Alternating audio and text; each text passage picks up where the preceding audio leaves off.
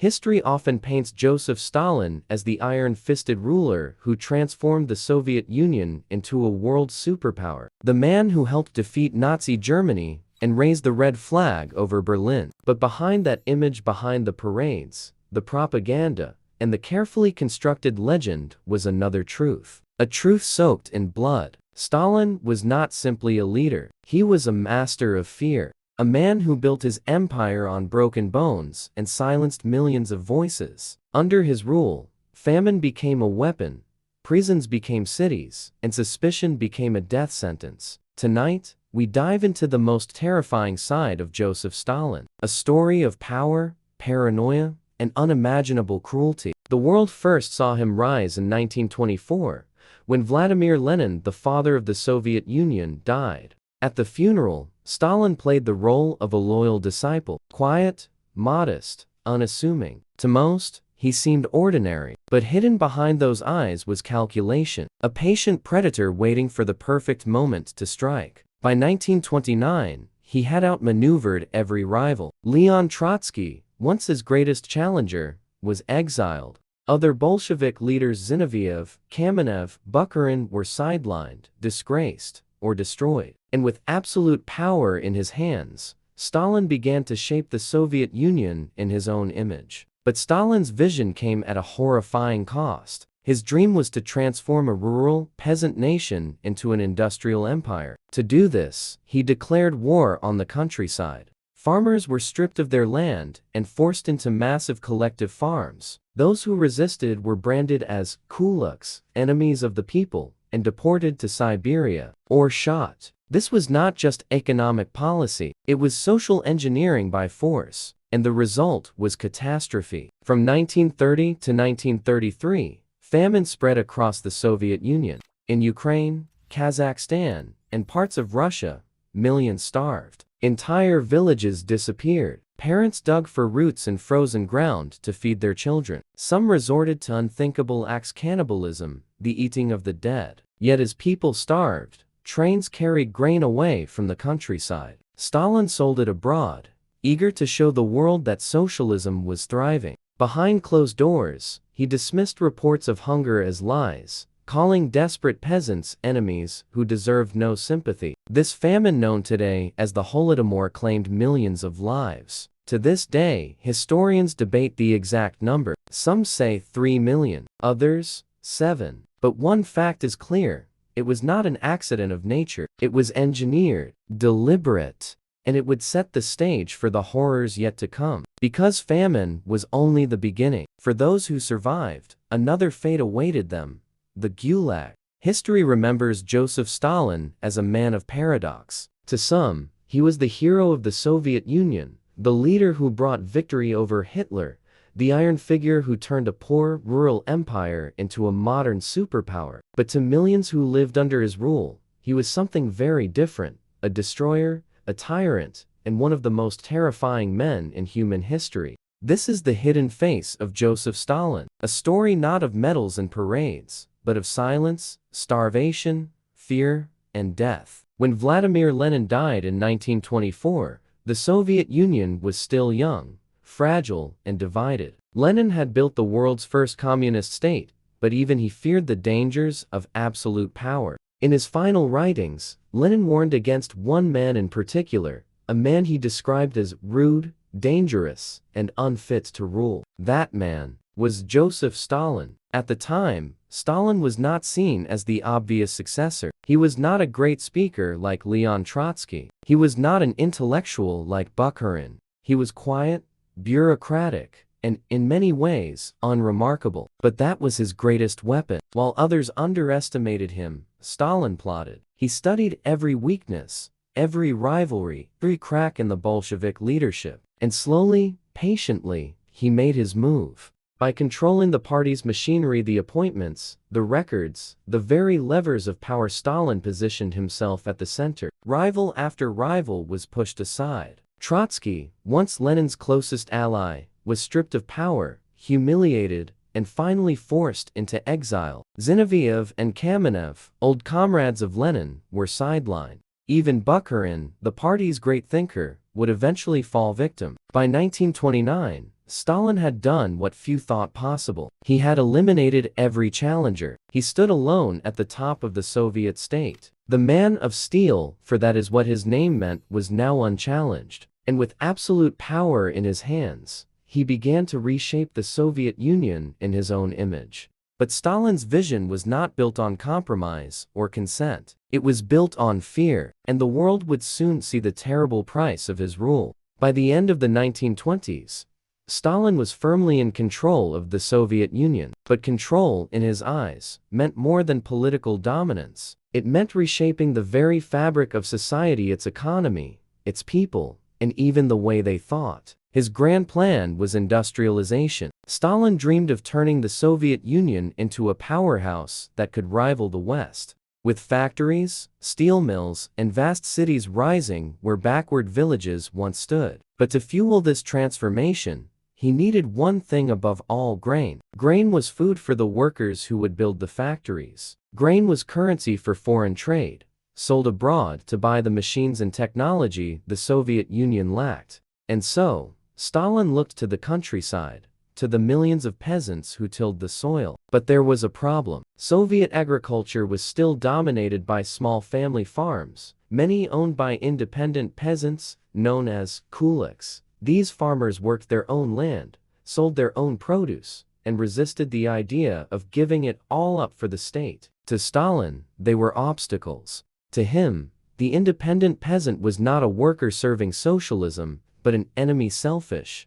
greedy, and dangerous. And so, in 1929, Stalin launched one of the most brutal campaigns in modern history: collectivization. The idea was simple, at least on paper. Instead of millions of small farms, the land would be merged into huge state-run collectives. Farmers would work together, share equipment, and deliver their harvests to the government. In theory, it would increase efficiency and production. In practice, it was a disaster. Peasants resisted fiercely. Many refused to hand over their animals, so they slaughtered them instead. Within a few years, livestock numbers plummeted. Others burned their grain or destroyed their tools rather than let the state take them. For this defiance, they were labeled kulaks, class enemies. The punishment was merciless. Millions were arrested. Families were torn from their homes, loaded onto trains, and deported to remote regions of Siberia and Kazakhstan. Many never arrived, dying of cold and hunger along the way. Those who survived faced exile in barren land, without shelter or food. But the terror did not stop there. Collectivization itself was chaotic, mismanaged, and enforced with violence. Villages were surrounded by armed brigades. Soldiers confiscated food, leaving families with nothing. Quotas were impossibly high, and failure to meet them was treated as sabotage. The result was famine on a scale almost unimaginable. Between 1930 and 1933, hunger swept across the Soviet Union like a plague. In Ukraine, the famine reached catastrophic proportions. Entire regions starved. Parents watched their children waste away, their bodies swollen from malnutrition. Eyewitnesses described people collapsing in the streets, corpses lying unburied, villages reduced to silence. This was the Holodomor, death by hunger. To this day, historians debate whether Stalin intended it as genocide against Ukrainians. What is beyond doubt is that the famine was not an accident. The government continued to seize grain even as people starved. Borders were sealed to prevent the hungry from fleeing. Those who dared pick up a few stalks of wheat from the fields could be shot or imprisoned for theft. Some families were driven to unthinkable choices. Reports of cannibalism circulated, whispered in fear. Neighbors turned against each other. The famine stripped life of dignity, leaving only survival, and often, not even that. How many died? The numbers vary. In Ukraine alone, estimates range from 3 to 5 million. Across the Soviet Union as a whole, perhaps 7 to 9 million perished. Whatever the figure, the scale of suffering defies comprehension. And through it all, Stalin denied it. He called reports of famine fairy tales. He accused those who spoke of starvation of spreading lies. Foreign journalists who tried to report the truth were silenced, expelled, or forced to retract their words. Yet while his own people starved, Stalin exported grain abroad. Ships left Soviet ports loaded with wheat, exchanged for Western machinery and technology. To the outside world, it was proof of progress. Inside the Soviet Union, it was a sentence of death. By 1933, the famine began to ease, but the damage was done. Millions were gone, the countryside was shattered, and the survivors were broken, subdued, and terrified. Collectivization had not only destroyed independent farming, it had destroyed the spirit of resistance. Stalin had achieved his goal. The land was now under state control, agriculture was collectivized, and the peasantry, once the backbone of Russia, was reduced to submission. But there was another lesson Stalin had learned during those years.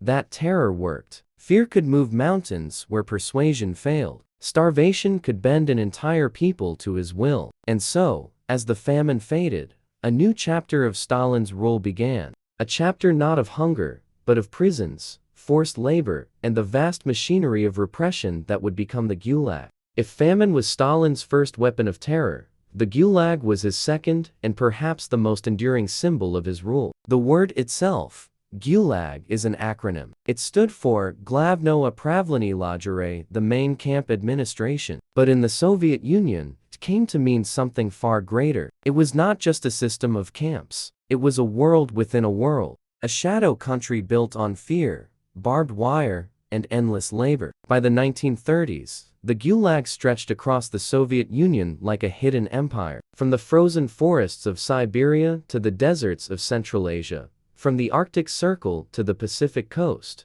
camps dotted the map like scars. At its height, the Gulag held millions. Prisoners were herded into cattle cars, transported for days or weeks, and dumped in remote wilderness. Many arrived half dead already, and once inside, there was no escape except through death. But who filled these camps? The answer was anyone and everyone. Some were criminals, thieves, or murderers, but far more were political prisoners, intellectuals who dared question Stalin, workers accused of sabotage, soldiers accused of disloyalty, priests, artists, poets, entire families, guilty only of belonging to the wrong social class. Even a careless joke, a whisper of doubt, could be enough to condemn a man to 10 years of hard labor. This was by design. Stalin understood that fear worked best when it was unpredictable. No one knew who might be denounced next. And so, the Gulag became a tool not just of punishment, but of control. Life inside was brutal beyond imagination. Prisoners were worked to exhaustion building railroads, cutting timber, digging mines, constructing cities in the middle of nowhere. In Kolyma, one of the deadliest camps, men were sent to dig for gold in frozen ground where winter temperatures dropped below -50 degrees. Few lasted more than a year. Food was scarce, often nothing more than watery soup and a scrap of bread. Rations depended on work. The harder you worked, the more you ate. But in the frozen wilderness, even the strongest body wasted away. Malnutrition, disease, and exhaustion killed countless prisoners. Violence was constant. Guards ruled with cruelty, but so too did the criminals inside, who preyed on political prisoners. Theft, beatings, and murder were part of daily life. Women faced the additional horror of sexual abuse by guards, by other prisoners, by those who held power in the camp hierarchy. Yet perhaps the most chilling aspect of the Gulag was its scale. It was not a hidden atrocity known only to a few.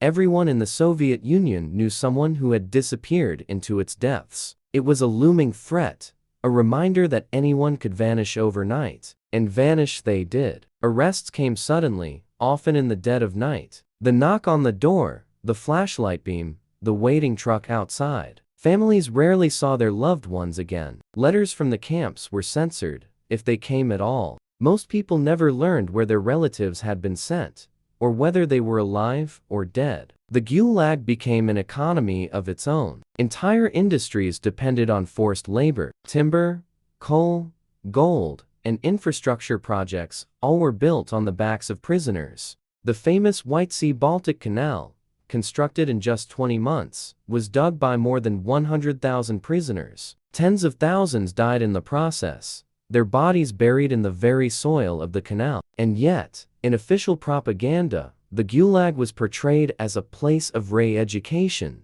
a place where enemies of socialism were corrected through work. Photographs showed smiling prisoners, singing songs as they labored for the glory of the state. The reality was starvation, exhaustion, and death. By the mid-1930s, millions had passed through the camps. Some survived and were released after years of torment, but even those who returned were broken physically, mentally, and socially. They were marked as former prisoners, forever under suspicion, forever excluded from normal life. The Gulag was not just a system of camps. It was a weapon of psychological warfare. It spread terror beyond its barbed wire fences, into every home and every community. The fear of being sent to the Gulag was enough to silence dissent, to crush opposition, to make people obey. But Stalin was not finished. The Gulag was only one part of a larger machinery of repression. Outside the camps, another storm was gathering. A storm of arrests, executions, and purges that would reach into every corner of Soviet life. The Great Terror was coming, and even those who had once stood by Stalin's side would not escape its grip. By the mid-1930s, Joseph Stalin stood at the height of his power. He had defeated his rivals, transformed the countryside through collectivization, and filled the Gulag with millions of prisoners. To the outside world, the Soviet Union seemed unstoppable, a nation modernizing at breakneck speed, building factories, schools, and a new society. But beneath the surface, a storm was brewing. Stalin was haunted by one obsession: paranoia. He trusted no one. To him, enemies lurked everywhere inside the party, the military, even among his closest allies. And so, he unleashed one of the most terrifying campaigns of state violence the world has ever seen. This was the Great Terror. It began with a single gunshot. In December 1934,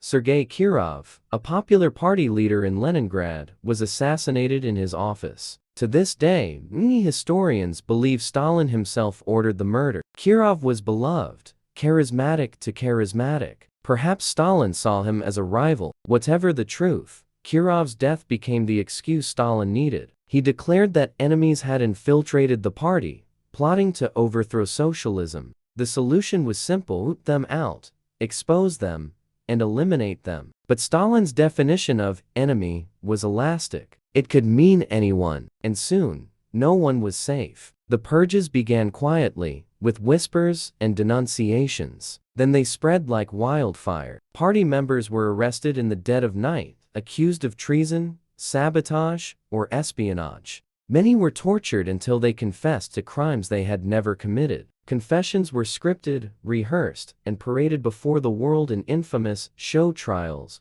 In Moscow, the trials were spectacles of lies and terror. Old Bolsheviks, men who had fought beside Lenin, who had built the revolution from its earliest days, were forced to stand in court and admit to being spies, traitors, and conspirators. They confessed to working for foreign powers, to plotting assassinations, to betraying the very cause they had dedicated their lives to. Of course, it was all fiction, but the outcome was the same. One after another, they were sentenced to death. Zinoviev, Kamenev, Bukharin, names once respected across the Soviet Union, were shot, their legacies erased, their families destroyed. But the terror did not stop with the party elite. It spread to every level of society. Teachers, engineers, artists, scientists, anyone could be accused of disloyalty. Neighbors denounced neighbors. Children denounced their parents. Loyalty to Stalin became a matter of survival, and even that offered no guarantee. The secret police, known as the NKVD,